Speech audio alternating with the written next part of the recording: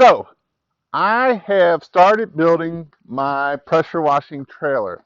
I have installed some stuff here, and today's video I'm going to go over what all I have done so far in building my trailer under 3,000. Now, with that being said, I'm going to be able to do pressure washing under 3,000. I was hoping to do a little bit more, but stuff adds up, and I'll tell you that why. For instance, of things that you don't expect, of what costs so much in the end. So I'm Jason Guyman here with PressureWashHelp.com, here to help you grow your business, be successful, and to change your life. So today I had mounted. One of the very first things I always like to do is try to um, come in here and see how I want to set things up, how I want to set my uh, um, how I want to set everything up here. So you can see here that I've actually put my hose reels together. I have my engines here, and I didn't mount this till after I moved it around probably about 25 times. I did want it coming through the side door here, so that way, this is the way I train people, is to come off the side versus coming off the back. Uh, if you're doing residential, if you're doing a lot of even like our apartment complexes and all that kind of stuff, it's easier if we come off the side. Now, if you're doing a lot of flat work, if you got a lot of stores and you got a lot of those different types of things, then it's better to come out of the back, because then we can park along the parking lot, pull it out, and drag it down the road. Where if we're on the side, I always tell people never park in the driveway.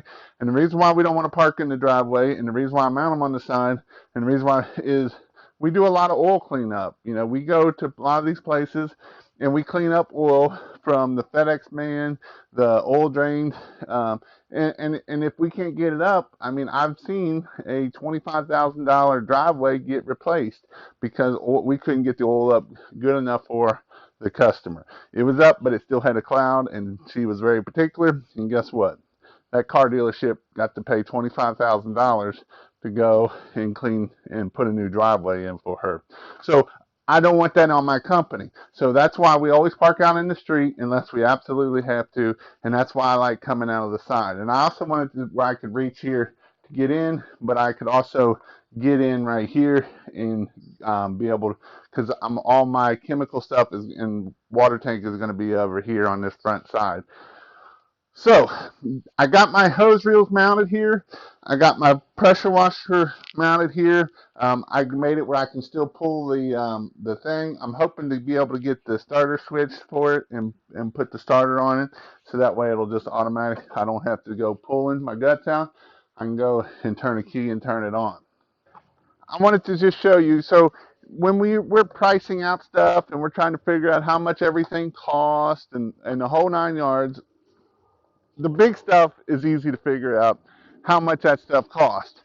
You know, the pressure washer, it costs $1,600. If you got to pay shipping, whatever, we know where $1,000. We know what those costs are, but we know what the hose reels cost. We know what all the big stuff costs. How much hose we're going to need. How much all this stuff's going to cost.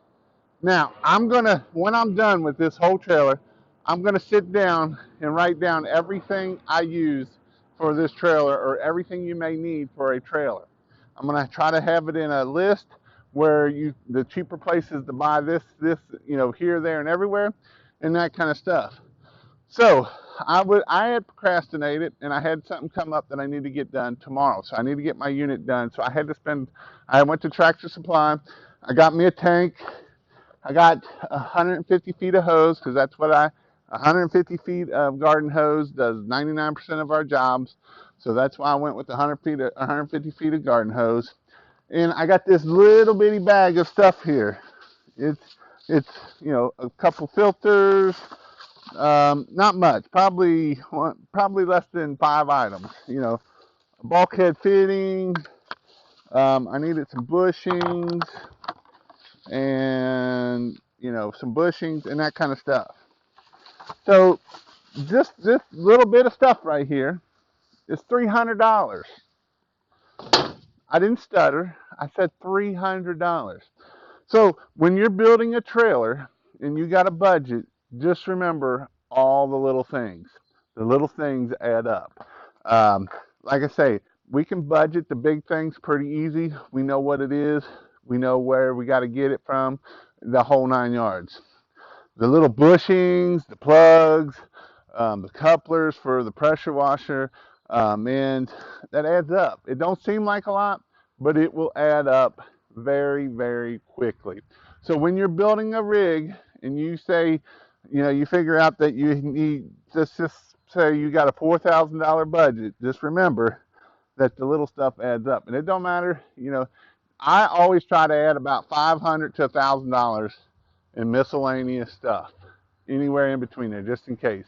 Now, like I say, once I get this all built, I will have I'll put a spot down in there if it's built after. If not, I'm gonna come back in this video and I'll put it down in below of a complete detailed list. It'll be on my website, pressurewashhelp.com. That's where it'll be at. And that whole list of everything I've used and to keep it under budget will be on that list. So if you want to watch my playlist of this building, this rig, check out this playlist right here.